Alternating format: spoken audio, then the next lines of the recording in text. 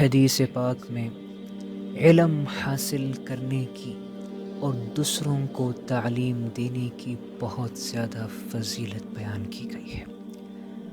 ایک حدیث میں آپ صلی اللہ علیہ وسلم کا فرمان مبارک ہے، آپ نے فرمایا نضر اللہ امرأ سمع منا حدیثا فحفظه حتى يبلغ۔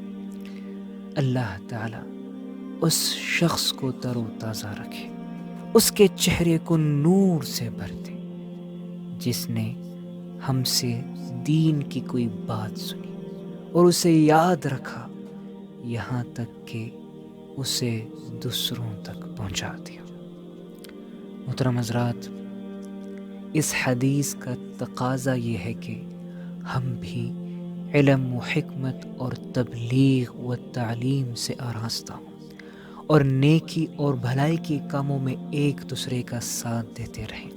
اسی طرح اپنے بچوں کے اندر بھی اس پاکیزہ خصلت کو پختہ کرنے کی ضرورت ہے۔ جی ہاں، کیونکہ اس میں افراد اور معاشرے کی کامیابی، ترقی اور حفاظت پوشیدہ ہے۔